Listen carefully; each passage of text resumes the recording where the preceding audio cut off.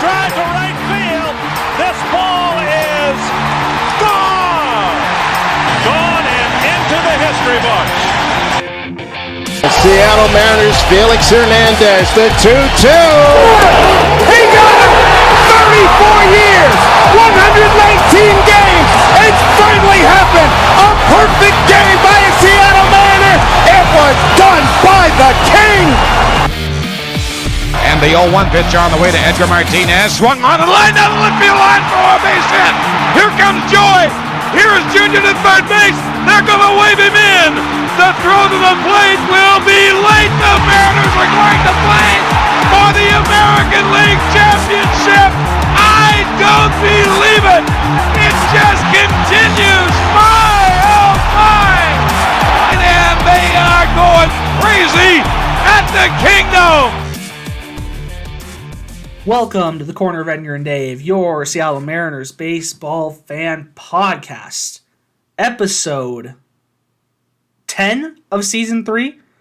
I'm Jacob. Sounds right. Here with my brother Nick.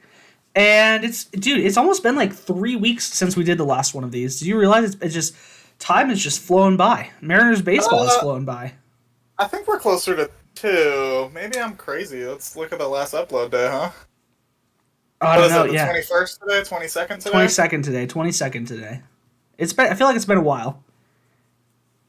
Last 2.5 weeks? Day, June 5th. Wow. Almost 2 weeks. Yeah, almost 2 weeks, dang. About 12 days, 13 days, something like that. A lot of Mariners stuff has happened in the meantime.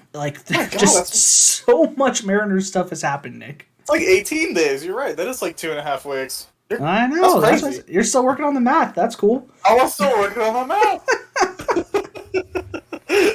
It's been crazy how much Mariners stuff has gone down between who's been brought up, who's been brought back, who's been sent to the disabled list, who has just, been winning games and winning walk-offs and, getting dominated by the Tigers and sweeping the Rays. Like, it's just crazy land what's happened in the last 2 weeks. It's Mariners baseball for sure. Like, hypothetically, if we'd been able to podcast, are you feeling optimistic? I'm feeling optimistic this week. If we'd been able to podcast I think we chose a really good day to do this right after sweeping the Rays, right? 4 games sweep of the Rays. Yes. So we swept the Rays in literally the longest series we could of the regular season. Right. And so I would say our morale has to be much higher than it would have been before the series, considering before we were obviously like a couple of games under 500 still. Yeah, your Seattle Mariners are 28-26. We're 2 games above 500. We're no longer the worst hitting team in baseball. Yeah, and that title now goes to one of our other favorite teams, the Brewers. Yeah, so yay! Another team that is very much above 500 and is actually tied for first place in their division. So, you know what? Are they? Hitting baseballs isn't everything. Sometimes throwing them is everything. Turns out, yeah, you don't even need to hit the ball to win the game. Yeah, that's the definition of Mariners and Brewers baseball. Is hitting balls not necessary. Honestly, though, hitting them far is necessary. I think the Mariners are like top 10 in home runs. So, and we put that on display. You know who's actually been an absolute oh my gosh, are we going to get into this first? Are we just going? This is going to be the first podcast ever. We just go straight into talking about Mariners baseball. I like it. I think the episodes that are less formatted are actually more fun to do. It's actual lunacy. I guess the first person that pops into my mind is Ty France, right? Because I think he's hit 3 home runs over the last 2 weeks or something like that. That's funny. So I'm assuming Ty France is going to be your MVP then, yeah? Oh, possibly. He's been tearing the cover off the ball. I have a different MVP, when I actually. think about dudes that are fucking tearing the cover off the ball, I think of J.P. Crawford. J.P. Crawford is he's actually looking like a fucking superstar for the first time in his career. I mean, J.P. Crawford is the god, right? I was just going to give you J.P. Crawford because I know that you had messaged me J.P. Crawford's my daddy or something like that. Something like that. So I was just going to give you J.P. Crawford. There's some other people that have sparked my interest this week, so, okay. plenty to talk about. Do you want to talk about J.P. Crawford first? Is that what you want to do? I mean, I don't know if I start talking about J.P. Crawford, I don't know how long I'm going to go on. So really all I want to say is that his bat has really fucking picked up. And like I've been talking about for literally the last 2 years now, he's put on some good fucking weight in each of the off seasons, and now he's actually driving the ball with authority. You did. You hated Skinny JP. Skinny JP is dead though, right? Skinny JP is dead. He put on like 15 pounds in both of the last 2 off seasons. He's built like a fucking truck now, or he's built like more like a sedan. He's not exactly truck status yet. Yeah, dude, Skinny JP was not hitting grand slams. Let's just say that. No. Let's just say first career grand slam came after Chunky JP. I'm assuming you saw that Chunky. too. Like you watched that live, probably, yeah. Yeah, I did. So I couldn't believe that was a home run. I don't know about you, but that just looked like a solid line drive, maybe to the wall. And then I'm like, wait, that thing's not coming down. And yeah, he smoked it. That's similar to what I thought about Shed Long's grand slam as well. I was like, that was just a rocket, right? I was like, dang, is that going to go off the wall? Like, what's going to happen? Like, I felt pretty good. But then when it actually went over the fence, I like barely even got excited because I was just dumbfounded that ball went over the fence. Yeah, that's how I was with JP for sure. Sheds, I was a little more confident that was going over the wall. It just had the sound a little more. I don't think even Shed hit the ball as hard as JP did. JP hit that thing like almost 109, 110 or something like that. Yeah. I don't think Shed Long was like over 106, but it had the perfect fucking crack at the bat sound. Like I knew Sheds was long immediately. And he just hit it immediately. And Sheds was long, wasn't it? And he hit it to the perfect part of the ballpark, right? Hitting it to that little. Yeah. We don't exactly have like a short porch at Safeco Field, but we obviously have, the corners are shorter, like every ballpark except, a couple of them. But yeah, it's pretty awesome. Will not be named because we don't like them. I guess we gotta say we gotta do the traditional thing, or the best thing we saw and the worst thing we saw. Do you have a candidate for either? I mean, my best thing I saw is literally just probably the Rays series. It has to be like I can't take like the whole series. It was amazing, right? Well, you have to because you can't pinpoint one moment in any of the series because all 4 games were played incredibly well. All of the performances from all the guys in that series were all incredible performances, and everyone picked up when they needed to. So just everything about the Rays series was fantastic baseball for once from the Mariners. I will say this: there is one game that frustrated me. Game 2. It was the game that JP hit his grand slam in. Was that 2 or 3? Oh, okay. I think it was game 3. Game 3. What was so frustrating about that? Because it was like in the second inning, we score 5 runs, one of them coming off a grand slam, and then we do nothing the rest of the game, right? We start bleeding runs. When Kendall Graveman came in, I can't remember exactly what happened with the first batter, but the second batter that came up, I think it was Joey Wendell. He hit that really long fly out, and I was like, and we were up 4-5. And he hit a ball that sounded great, right? That would have been a home run, and probably, if he had hit it anywhere else in the ballpark, it would have been a home run, right? He hit it dead center. It was dead center. Yep. And I was thinking to myself, and apparently Kendall Graveman was too. Also, news: Kendall Graveman finally back after being an anti-vaxxer and being on the COVID IL basically forever. Even though he didn't have COVID, he just refused to participate in society, whatever. He's finally back throwing baseballs.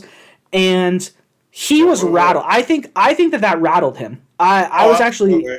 And that whole next bat against, it was who pitched, someone pitch hit. It was Lau. What's his name? I can't think of his first name. Lau. He was the one that came in, and the first 2 pitches, Kendall Graveman wasn't even close. And I honestly knew that we were in danger after that long fly out. I was like, oh, I don't feel good about this. Kendall Graveman is just not sharp, not looking good. I don't know. He misses bad. Really, what's that? I don't know if you're sorry. I hate to interrupt you, but I don't know if you really looked in his face after that. But he looked fucking rattled. Yeah, he did. He looked rattled. His first 2 pitches were bad, and then he literally threw one that was an instant homer. He knew it was a homer before he turned around. That it was it was on a 2-0 pitch that he threw to Lau, and that guy just crushed that ball. And I was like, dude, this is a guy that's hitting 200 on the season. It's he's not even that good of a hitter, but Kendall Graveman just did not have it that day. So it was that was a game that frustrated me just because we got up 5-0 and then slowly blood runs. And honestly, credit to someone we've been shitting on for a while. Rafael Montero came in back-to-back days in the top of the 10th inning and locked that shit down. Maybe it was bad strategy. I honestly was very surprised in the 4th game that the Rays did not try to bunt over and just get a run in, because you'd already lost on 2 walk-offs and extra innings that this series are right, and they've been losing pretty consistently like that. Yeah. I was really surprised that they didn't actually try it, but I thought that they definitely should have in that 4th game tried to like bunt him over and just get a run in or whatever. But credit to Rafael Montero, he was locked down in the 10th inning in both Game 3 and Game 4, and got it to the point where we were essentially, Haniger got to walk it off in Game 3, and then obviously the shed long dong in Game 4, right? So, credit to him, but Kendall Graveman, I would definitely say that Game 3 was pretty frustrating for me to watch just because it was like, dude, you're up 5-0 with a grand slam after 2 innings. Like, step on their freaking throats. And obviously, here's the thing. The Rays, great pitching staff. Probably the best pitching staff in baseball, right? Especially, I think, definitely the best bullpen. Like, there's something as a team, they're a low 2 ERA. So, credit to them. Credit to them. They're really good. And the fact that we were able to, win these games and, score, average of, 4 or 5 runs or whatever, 4.5 runs in the series, I'm happy with that. That's better than most teams are doing against the Rays. But that Game 5 was definitely frustrating to me. So that's why one of the reasons, I think in the grand scheme of things, sure, you can be, super happy that we swept what was probably the best team in baseball. But, I was definitely, that Game 5 was hard for me to watch. It hurt a little bit just because I could see it coming. It just, and this is, maybe this is a cultural thing. So maybe you can count it as the best thing you saw, because I think the normal Mariners, after giving up a 5-run lead, would have just laid and died over in extra innings, and that's 100% what I expected them to do. And then Montero came in, and I was like, these guys are just giving up. He's locked down in the 10th inning, and then Haniger hits who was in second? Was it JP? Haniger hits JP in to win the game.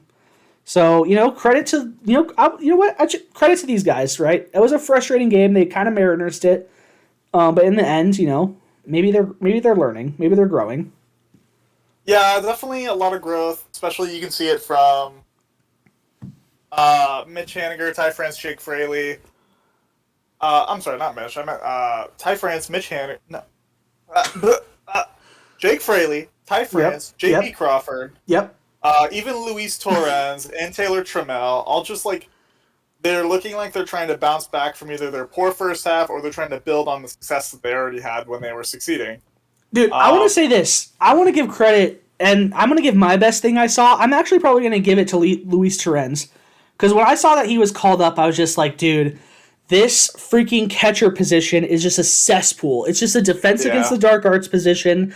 We could just not figure out what to do at catcher. It's not that Murphy's really any better.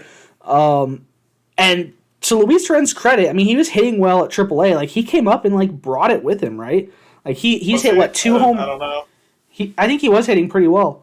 He came up and hit 2 home runs in 2 pretty good situations for us, necessary home runs in this series. Yeah.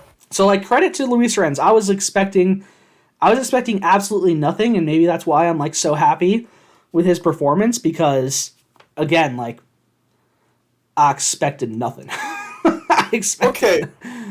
Before we go on, and I'm so sorry to derail the entire fucking podcast, but so me and Jake discussed this before the podcast started. I'm ordering my Chipotle. I am out of laundry detergent, so I figured I'd throw that on there from a Safeway or something for my DoorDasher, right? And so you're just doing DoorDash? They'll stop at multiple places for you. I've never used DoorDash. Yeah, it's really good. So they'll get your Chipotle and then head over to Target. Yeah. Damn. So did you know Mandy's been DoorDashing? Did I tell you that? No, I didn't know that. Mandy's been DoorDashing for a couple weeks now. She loves it. She quit IKEA and she makes more money and she's fucking works her own hours and everything, right? Oh, nice. So I'm looking at the detergent and it's telling me the ingredients and it's telling me nutrition facts. Why are they telling me nutrition facts for laundry detergent? Do they think I'm gonna eat it? That was the craze, right? Everyone eating Tide. That's why you see those Tide Pod commercials now, where they're like, "Don't eat your Tide Pods. Keep them away from children." If I eat a serving size of Tide Pod, which is 1 serving size, I will get 7 grams of fat, 4 grams of saturated fat, 0 trans fat, 20 milligrams of cholesterol, and 25 milligrams of sodium. And it's poison. That'll go great with my meal. Thank you so much, Safeway. That's weird. Very, very strange. All right, we can go ahead and talk about the Mariners. I'm sorry, Dude, I went out to get lunch today. I went to go get Jimmy John's. I've never gone and actually went to Jimmy John's. You know, usually they're known for their freaky fast delivery, right? You just get delivery from Jimmy John's. Well, I actually went to Jimmy John's. That is chaos. I'm never doing that again. It's literally just, there was probably 10, 15 people waiting for their orders. It was so slow. It's freaky fast delivery. It is not freaky fast for them to make it actually at the place. It was so dang slow. And they didn't really have any system for when your food was ready. You kind of just had to remember what order you came into the building. And they didn't call out they didn't ask for your name, be like, "Oh, Jacob, your sandwich is ready." They instead called out your sandwich number. So I came in, I had ordered a number 9, which was it actually kind of had a funny name. It was the sexy, spicy Italian or something like that. I can't remember what it was. I was like, damn, I should have a way to sexualize my sandwich, but that's besides the point. Anyways, I got the number 9. Then the guy that came in after me, obviously he didn't hear my order. He got number 9 as well, but he had no mayo on it, which honestly, okay, also, if you get a sandwich from a store and you don't get any sort of condiment whatsoever, that is suspicious. Who in the heck is eating their dry-ass bread that doesn't need any mayo or some sort of condiment on it? Yeah, I'm suspicious of those people. How? How are you having your Jimmy John's sandwich? Jimmy John's has the thicker, nicer, thicker bread too. Part of Jimmy John's is the quality of their bread. It's nice, thick bread. How are you eating that without any sort of oil or mayo or something? You're just eating dry ass bread. I'm suspicious of that guy. Anyways, they called my number. They're order a number 9 or whatever, right? That's what I ordered. And the guy just literally hops up in front of me and grabs my sandwich. And I was like, whoa! I was like, I'm pretty sure that's my sandwich. And they're like, yeah. Wait, didn't you get no mayo? And he's like, yeah. And they're like, this one has mayo on it. And it's I was like, dude, everyone was going in the order, and we were pretty much standing in the order that we all ordered too. Yeah, so why would his be before yours? I know, he just hopped in front of me. Literally everyone is going in the order that we're basically standing, and he just hops in and tries to jack my sandwich. I was like, what? No, what? But I don't blame him. I kind of blame him. I blame him 40%. I blame Jimmy John's 60% because they need some sort of system. How do you not have a system where you take a tab for your sandwich, or you they take your name and they're order for Jacob, something like that, right? They need Jimmy John's needs to get their shit together. They've got delivery down, they do not have in-store service down. They need to figure that out. I hear what you're saying, but as someone who makes and delivers food for people, I mean, obviously we're not doing it on the scale that Jimmy John's is doing. It's kind of one of those things that's almost hard to track, because a lot of people where I work don't fucking want their receipts and shit. You're here, take your receipt and you give it to make sure we give the right order to the right person, and they're so that's another thing. Just leave it on the counter and shit. That's another thing, is at Jimmy John's, they don't give you their receipt. They keep the receipt and put it in your bag to give to you. So you don't even have a receipt to prove your purchase. The chips were delicious though. I've been really into salt and vinegar chips recently. They were okay. Because you hate your mouth. They were delicious. Actually, the roof of my mouth is pretty destroyed right now. Yeah, I'm sure. The roof of my mouth is pretty wrecked, if I'm being completely honest. Oh, all right. We did the best things we saw. What was the worst thing that you saw this week? The worst thing? Or not even this week, but over the last few, whenever. What was the worst thing you saw? Probably Justin Dunn getting injured in a start. It was so just demoralizing. He's had a pretty good season so far. I mean, he's pitching, a 3.8 or a 3.65 or something. Yeah, he's had a good season. Watching him just be oh, fuck, that hurt. And then just being taken out was oh, man, that was really demoralizing. What I don't know about Justin Dunn, why is it that Justin Dunn is always injured right at the beginning of his start? Yeah, I don't know. It's always right at the beginning, and it really kind of screws us, because then it throws the whole bullpen into whack, right? Yeah. Because the bullpen, at least if when you're, it's always Justin Dunn, it's always yeah, I felt it in warm-ups, but I wanted to get out there and try. It's dang, well, at least tell the bullpen so they know that you're about to ruin you're about to ruin your arm in the second inning, so they're ready to go. Yeah. Because at least when you know the pitcher scratches and you know it's going to be a bullpen day, the bullpen's in the mental mindset ready to go, right? Whereas Justin Dunn, literally every time he gets injured, it's always in the first or second inning, and then you just feel so bad because you're okay, not only did we lose Justin Dunn, but now our bullpen is going to be destroyed. It's like, Justin Dunn, it killed every single time. He's like the one guy I think of that always just gets injured. When he gets injured in the middle of the game, it's always in like the first or second inning. Yeah. I don't know what that's about. It kills the bullpen. It kills me. I just think it's probably, considering how consistently it's almost been for him, it's got to be like a prep thing. Like, so he's been talking about how he's been like eating different before the season, right? Because he found out he was like lactose intolerant. Shout out to all my homies that are lactose intolerant.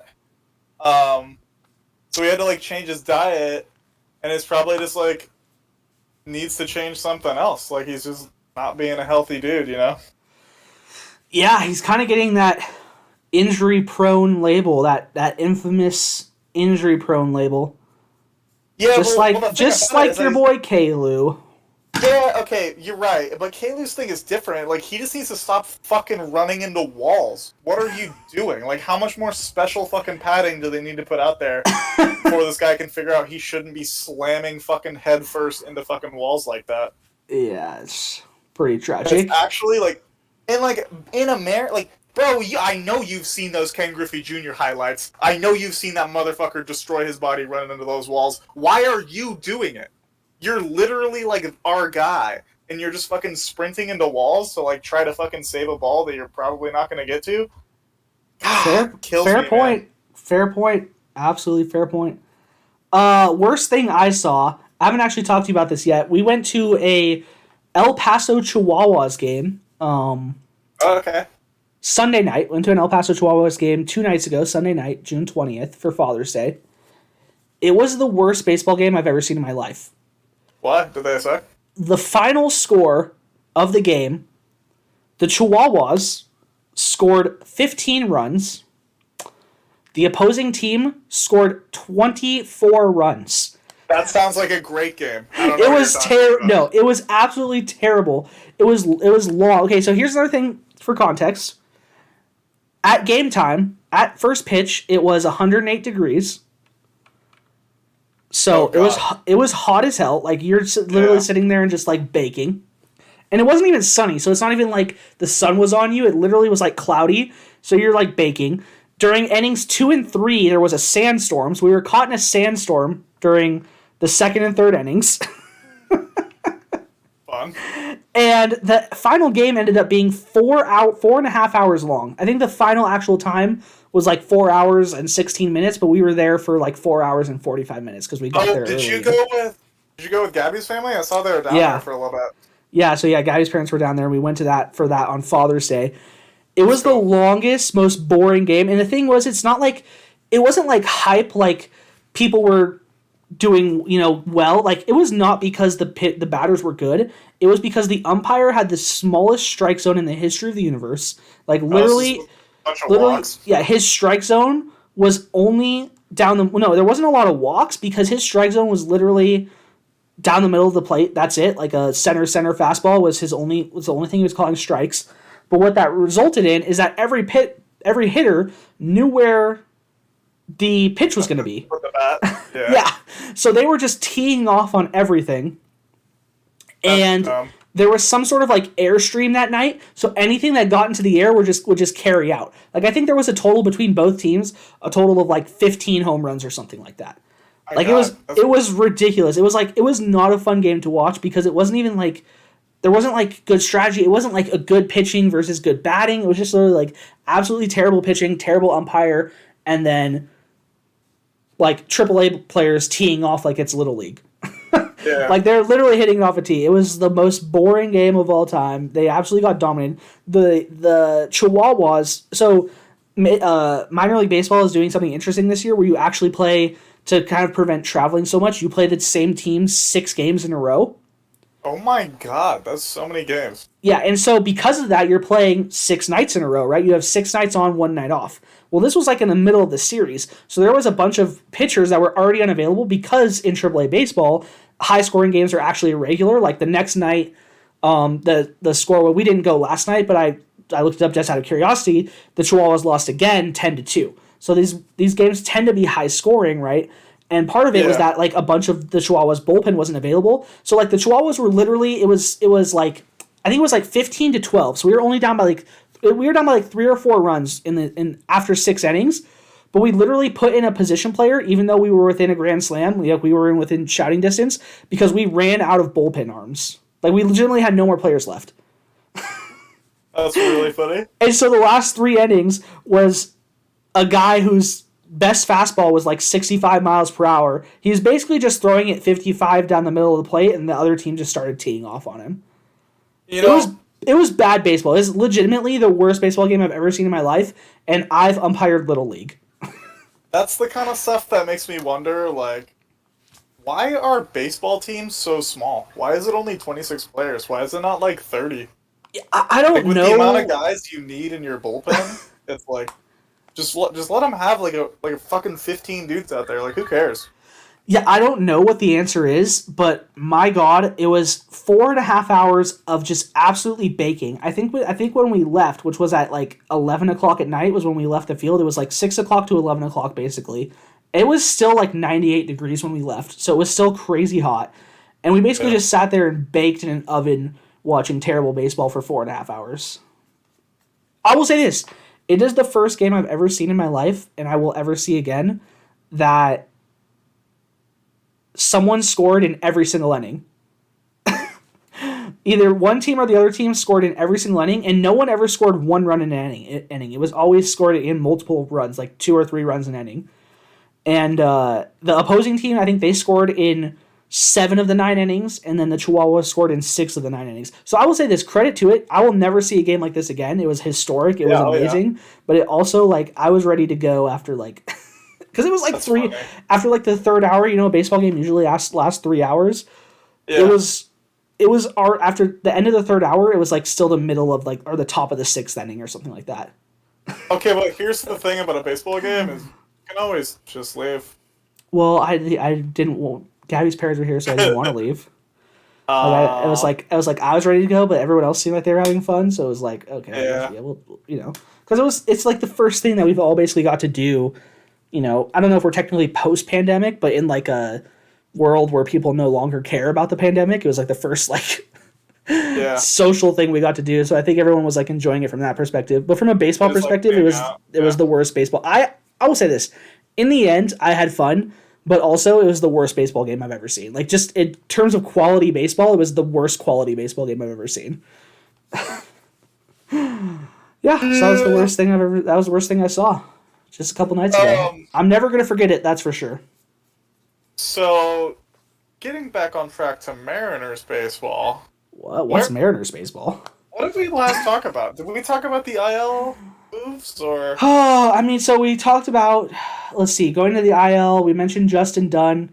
He's back on the 10-day IL. It sounds like it's actually going to be more like, they're not going to let him throw for 2 weeks, right? So they put him on the 10-day IL, but they said he's not even going to get to, try throwing for 2 weeks. So that's 14 days right there, right? So I would actually imagine that Justin Dunn's going to be gone for at least a month, if not longer. I think sending him to the 10-day IL, I think it's very likely that Dunn goes to the 60-day. Haggerty went to the 60-day. Evan White, despite the fact that he started rehab starts, had setbacks, and he's on the 60-day DL, or IL. Yeah.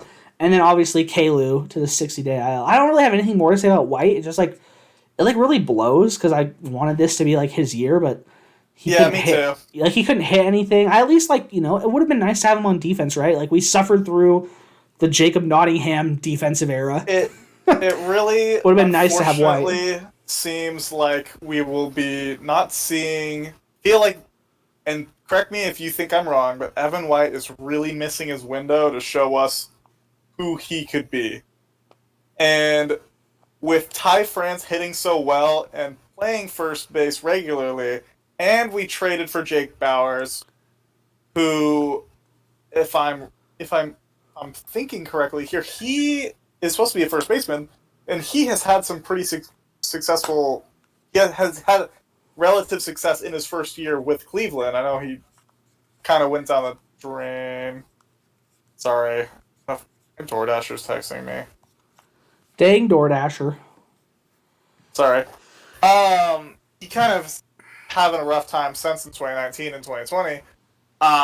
Right. But I don't know if I see it anymore. Like, yes, he's a fantastic glove at first base, and yes, his like when he connects with a ball, he's really fucking hitting it, but dude's hitting like 140, and his career line is only around 160. You know? I honestly think like he probably just needs to go back to, because he never even played at AAA. Like Yeah, he probably absolutely. just needs to go hit. He just needs to go hit at AAA. No, you're totally right. He maybe just needs more time to cook in the minors, right? I think so. I think it's really discouraging from what we have seen of him so far, and maybe he's just pressing to really prove himself at the major league level because he wants to have that success as well, and because he's trying to change things so quickly, he's finding even less success. Yeah, I don't really know. I honestly don't know what the answer is for Evan White. Like, this is obviously bad. Like, him missing a significant portion of this year, and it could go longer. Like, Yeah. the thing is I at least would have liked to have seen him, like, repeat as a Gold Glover or, like... Yes, absolutely. Have a chance to do that kind of stuff to, like, contribute to the team in other ways. And, like, this just, like, really hurts it. I think missing a time like this, it's just going to, like, really stunt his development and throw it off. Like, I'm fine with guys developing, especially with where the team is at right now. I'm fine with guys developing at the major league level. It's kind of fun to watch it happen before our eyes, but, like, we're not even getting that with Evan White now. We're, like, losing that. And so anything that he has developed, which hasn't been much, is going to be lost during this time. I guess I can only hope that he's able to take this injury and maybe come back, like, even stronger type thing. Like, if he comes back better mentally, better physically, and not that he wasn't bad physically, right? But if he has it, like, all put together, but the time that he has, like, away from the game, if he's able to, like, maybe put it all together, like, hopefully that's what happens instead of this just being, like, not only a physical setback for him, but then a mental setback as well. Yeah, absolutely. Because it's like you said, it seems like potentially there's the risk of that, right? That this impacts him more than just, like, missing 60 games. It impacts his game entirely, and he already wasn't a guy that was clearly in a great spot because, like you said, he was hitting like 160 on the season, something like that, 120. I don't know how terrible he was, but it wasn't good. It was really bad. It was really, really bad. He wasn't even close to the Mendoza line, so it just was what it was. But like as far as the rest of this season goes for Evan White, like it's a really huge red flag getting put on the 60-day injured list at this point in the season. And the same kind of goes for Kalu as well, right? We're already like 60, 70 games into the season, and so if they're going to come back, they're only probably going to have like maybe 1 or 2 leaks in the minor league season, or in the minors before the season even ends. And if the minor league season ends before they get the chance to come back, I don't like. Do you really want them in the dog days of September to like just called up and just be thrown into it? I don't know. It's one of those things where it's like hypothetical. I don't know how the team's going to go, right? Because we're winning now, but like we've lost to bad teams, beat good teams. It's kind of like hard to see where the Mariners are. I would imagine, especially with the way the Astros and A's are going, that we're probably going to be out of it by the time they come back, which is just unfortunate because if they were here, like maybe we'd have a good chance to kind of like stick in it. Like who knows what's going to happen, right? But like I guess if we're like out of it, I don't have a problem with them just like coming back and trying to figure it out at like the major league level once they're back after 60 days or longer. Right. It kind of seems like with Kalu it's going to be longer though, right? Yeah, it does seem like it's going to be longer with Kalu. Only because it's the same knee, isn't it? Unless I'm wrong, I think it's the same knee that he's already had surgery on. So I really don't see. He's obviously on the 60-day DL because you can't go like longer than that. I think. I don't see how this sticks to 60. I wouldn't be surprised if Kyle Lewis done for the season, even though they haven't officially announced that. Yeah. It just is what it is. Yeah, Evan White, I imagine is. It's just really unfortunate considering like how the rest of the minor leaguers that have been brought up in the outfield haven't really done anything, and the Mariners are currently competing, and it looks like they will be a month from now.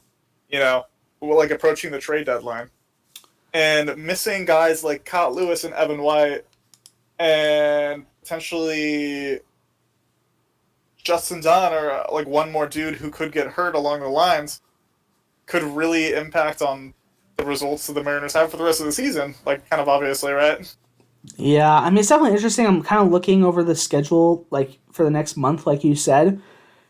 It's not particularly hard or easy. Like, we have 2 games against the Rockies, obviously starting today, then a series against the White Sox and the Blue Jays, which obviously the White Sox are a good team. Blue Jays have been a competitive team so far this season.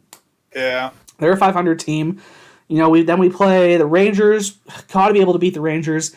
Then the Yankees. Hopefully, you know, the Yankees will be a good test for us because they're a team that's like not really that great and a team that we need to jump in the wild card if we're going to try and make that, right? Absolutely. They're currently underperforming. I would imagine they're probably going to be around the same lines in 2 weeks when we meet up with them. And then after that, they're in the racing for the wild card at this point. 'Cause I don't think they're going to be chasing down the Rays or the Red Sox. Yeah, it's just going to be tough because we have to, like, win some games, and we literally have no games against the Astros. Like, we've already,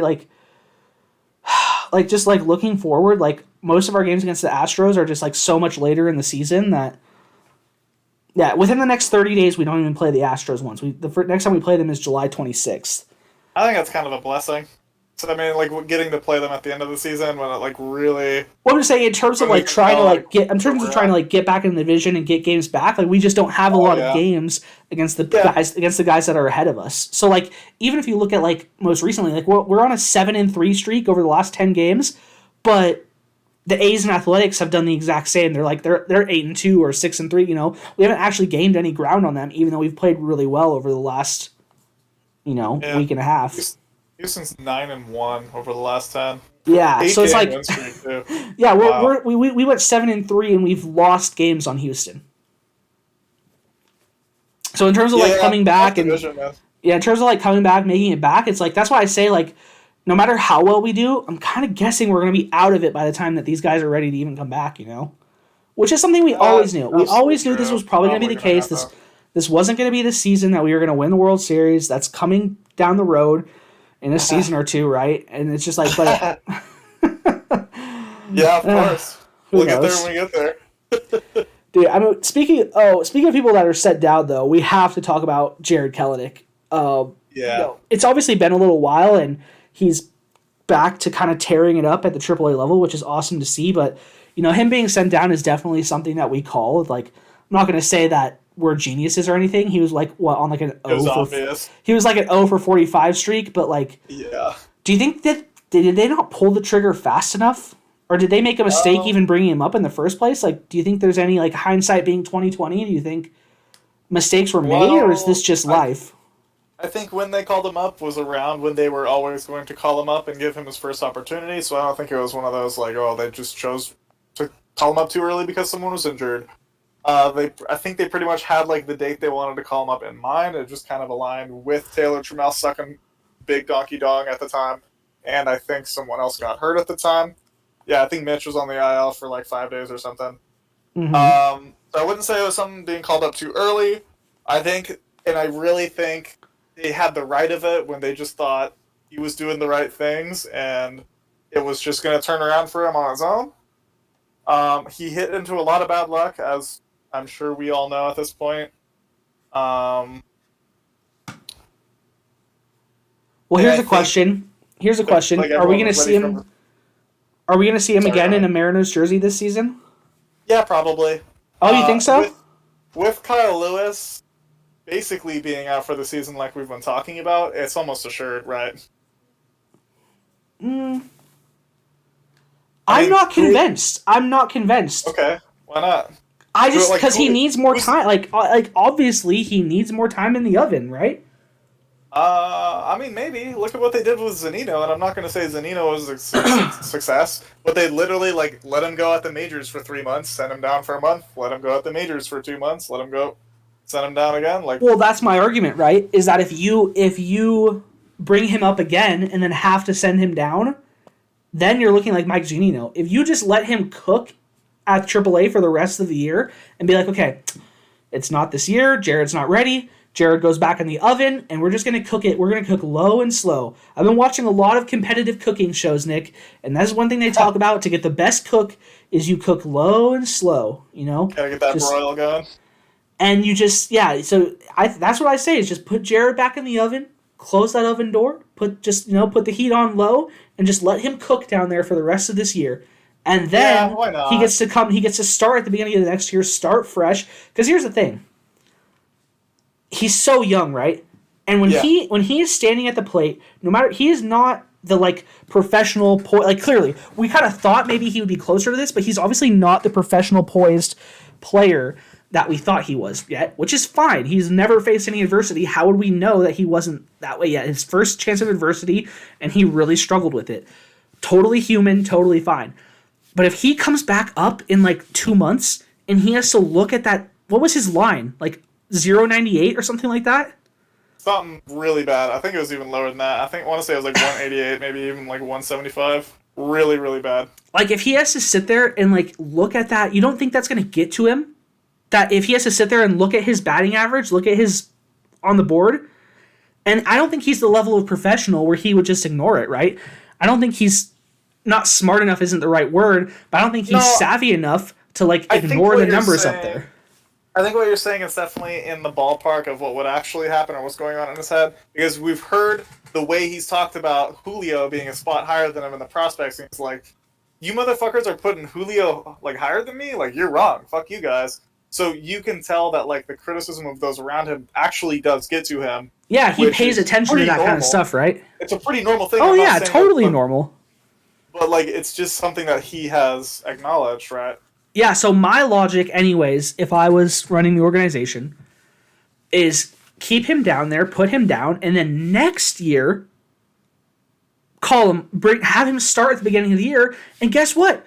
His average is 0.00, just like everyone else. There's not a bad line to look at, right? And he's ready. He's ready to go. I'm assuming he'll do whatever he did again. He'll dominate spring training, so he'll come in hot. I think that was potentially a mistake too, is he dominated spring training, and then they didn't start him at the major league level, so he literally then had to finish spring training. He had to wait for the minor league season to start, how long was that? A long wait. And then he gets going at minor league, and he's facing, again, he's in the Pacific Coast League, so he's facing terrible pitching. That's just where an absolute pitcher's graveyard in the Pacific Coast League. He's dominating that, but he comes up against, and he wasn't even facing the best pitchers. When he came up, I think we were facing the Angels and Detroit and Cleveland. These are the kind of team, these are the kind of teams he faced, right, when he came up, right? I mean, obviously he faced some good teams. He faced the Dodgers. I think he was there for that series, and he faced San Diego. But a lot of the teams he faced, he was facing the Tigers, he was facing the Indians, he was facing the Rangers. He didn't face world-beating teams, and he really struggled, right? So I say just let him cook at AAA the rest of the year, and then bring him up when the playing field is absolutely even and he's hot off of his spring training. Bring him up, and he'll be ready to go then. That's what I would do if I was this organization. I absolutely think you have the right of it, and I think that's probably the correct way to go about dealing with the Jared Kelenic issue, I'm going to call it. But that's not the question. The question is, what do you think the Mariners will do? Will we see Jared Kelenic again this year? And I think almost assuredly the Mariners are pretty ready for him to take over in left or center field. And given the opportunity that he has with Kalu not being in the lineup, I think it's almost certainly going to happen this year. Well, do you think it's because, here's the question, do you think it's because the Mariners want to do it? Do you think they feel pressure to do it because of the Kevin Mather thing? Do you think that they are going to be forced to do it because of injuries? Because here's the thing, if another outfielder gets... I think it's all of it. It's just all together that their hand is going to be forced. It's not... Yeah. But do you think it's just that their hand will be forced, or do you think they actually want to bring Jared Kelenic back up? Both. I think their hand will be forced, and I think they want to have him in the majors as much as possible, because he is he's the cornerstone of the brand, right?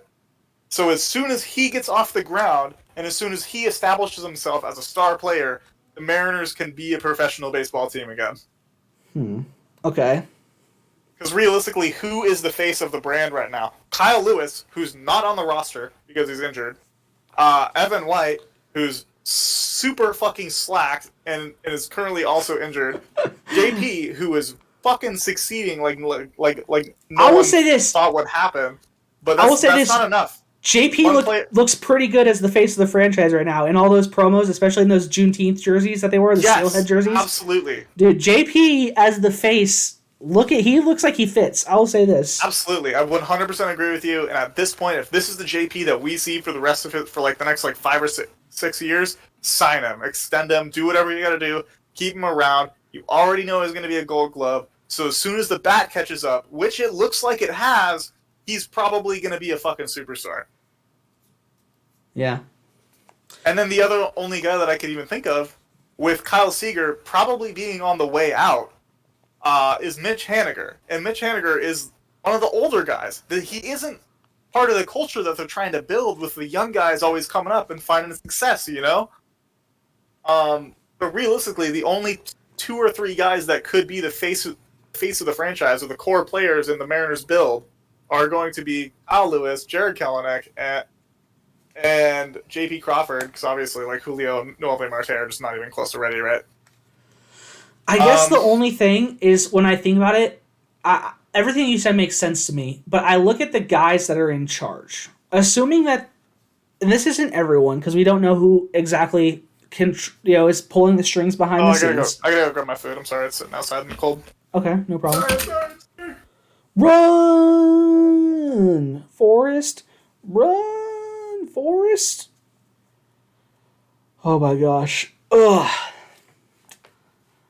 This is the Mariners baseball intermission. Happy time, intermission song of the corner of Edgar and Dave.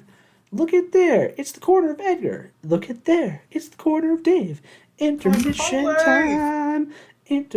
time. Alright, okay, I'm back.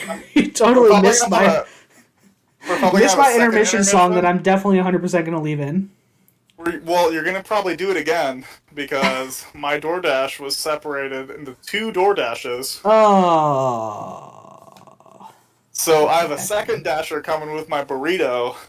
But all you got was the soap right now? Yeah, all I got was the fucking soap, dude. Where's my food? Oh, criminal. Yeah, so this dude is lost. So, like, I don't know if you know You're where just watching him spin around? Yeah, I'm watching him on the app. And so, hilarious. I live behind the library in those apartments, right? Yeah. Wow, this dude's way over to just by Mom dox and Dad's yourself. house. This dude's over by Mom and Dad's house. Like, this guy just doesn't know where he's going. Like, where? Yeah. Give me my burrito! He'd be lost. He's lost! As I was saying, though, when it comes to Jared Kelenic, everything you're saying makes sense, but if I look at the people who's in charge, Scott Service, I don't think Scott Service is exactly going to be begging for JP Crawford. He doesn't just strike me as that kind of guy, right? Where he's like telling DePoto, like, oh, please, can I have Jared Kelenic back, blah, blah, blah, blah, blah, right? And then Jerry DePoto, to me, he tends to be pretty conservative with his top prospects, at least his top batting prospects. He kind of like has been liking to wait a while to bring them up, right?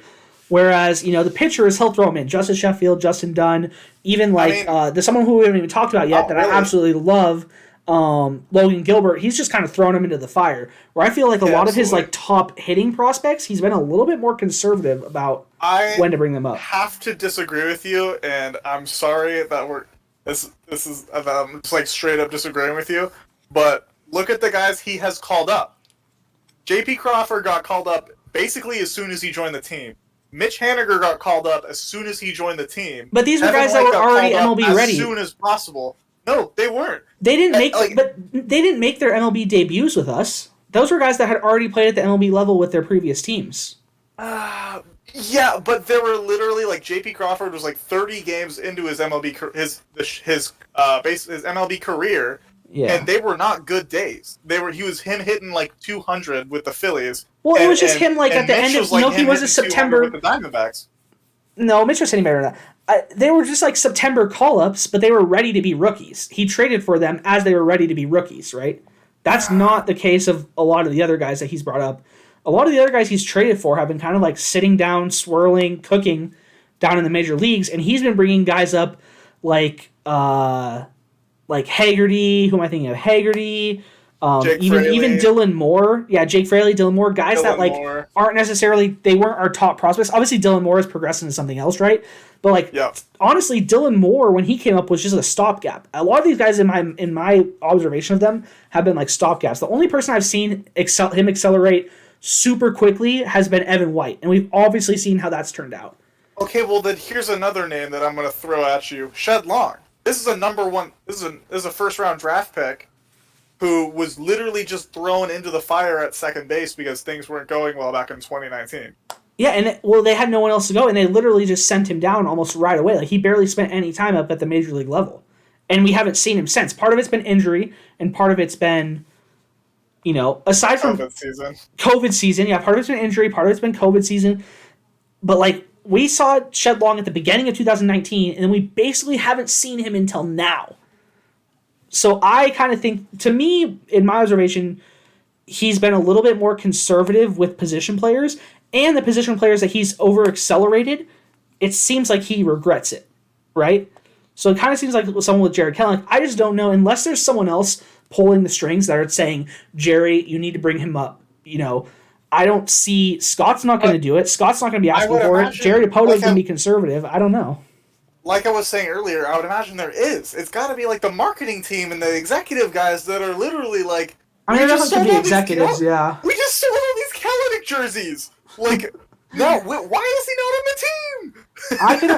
If it happens, I think it's going to be an executive that's like, all right, it's the middle of July, bring him up. He's hitting, because the thing is he's tearing it up, right? He's hitting like 320 or something. Like, he's playing well at AAA.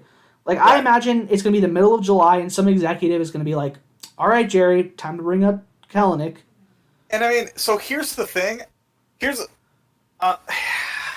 something that I think executives and GMs and everything think about more than us, like, pleb normal people, is that you've already used the option on him this season.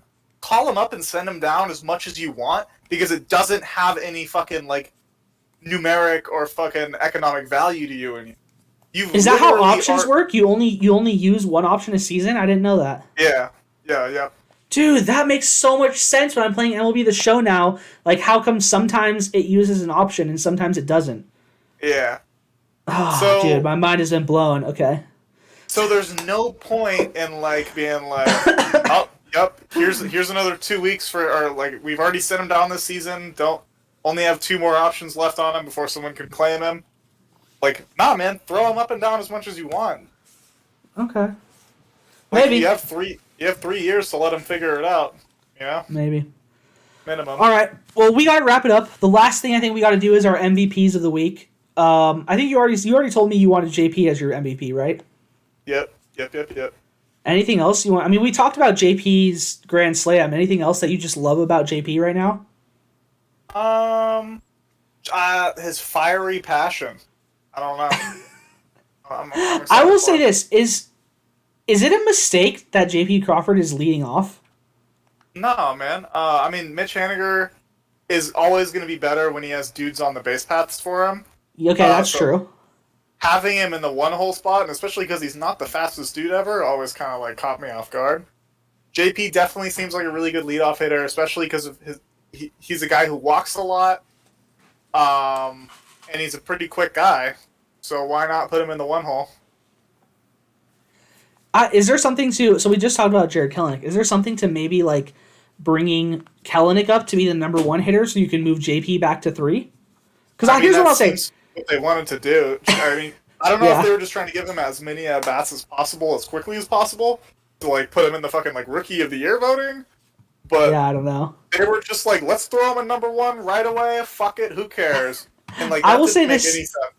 I will say this though, because here's the thing: he got a grand slam out of the leadoff hole. He's just gonna not have. He's not gonna have those opportunities, right? Because that literally is gonna rely on the bottom of the lineup getting on base to give him RBI opportunities.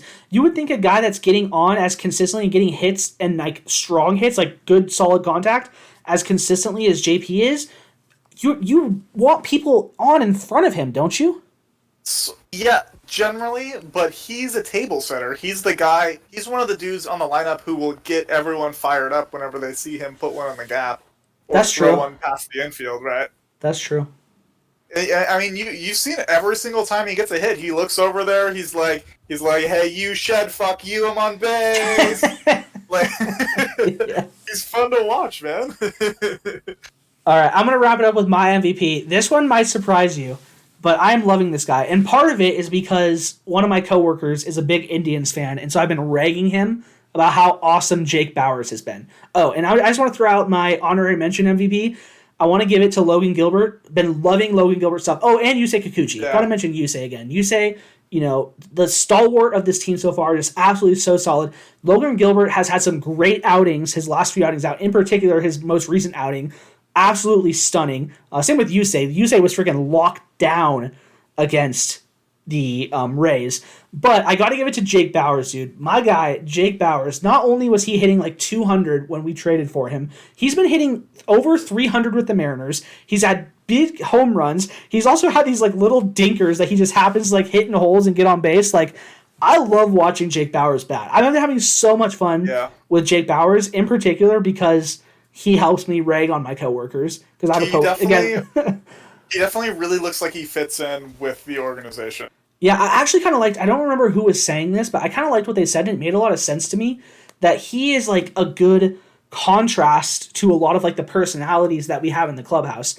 Someone was saying this on the broadcast, it was either like Sims or Dan Wilson or something like that, that was saying like Jake Bauers is a very like kind of calming, laid back California guy type presence, and most of our staff, team right now is built up with like really high strung, aggressive, energetic types, and it's nice. I think it's nice to have someone like laid back and mellow in the clubhouse, and you can even see that like when he plays, the way he bats, very patient. Like I get what you're saying, but I also see that exact same thing in Kyle Seager and Mitch Haniger and Tom Murphy. No, dude, Tom Murphy's a psycho. You're crazy. You think so? Dude, Tom Murphy, I think, is one of like the loudest guys in the clubhouse. Like I according to what I've seen reported about him, he's kind of a psycho. Like pumped up type dude, right? Like he goes crazy. Yeah. Dude, you remember his walk off with his crazy eyes? Yeah, you're right. He did have crazy eyes. He's a psycho, man. I love him. I love it. He's a psycho. Yeah, man. Dude, we need to wrap this up. I got a burrito outside. We can't do another. No, I'm sorry. Okay, all right. I'm good to go. Those are my MVPs. I really love my pitchers, but I gotta give credit to Jake Bauers. You're taking JP. We have what do we have this week? We obviously have the Rockies. 2 games against the Rockies. First game tonight, and then we have White Sox, Twins, I think. White Sox are gonna be tough. Oh, and then Blue Jays. White Sox. Okay, at White Sox and at Blue Jays. Those are gonna be tough series. So it'll be interesting. We'll see if this team is for real. I mean, honestly, like, there'd be nothing more Mariners than sweeping the Rays and then playing terrible against the Rockies. Yeah. So, hopefully we just handle the Rockies easily, and then we get a real test to see if our attempts against the Rays were real when we take on the White Sox and the Blue Jays. But by that exact same logic, that means they're probably going to win both the Blue Jays and the White Sox series, right? I hope so. Honestly, let's just never lose again. How's that sound? Sure. Deal? Yeah. Deal? All right. Never lose again. That's the podcast. Go M's. Mariners, 150 wins, 140 wins, 100 more years, a lot of wins. Go M's. There's a drive, deep right field, say goodbye. Hey, Lloyd, do some delivery for the truck.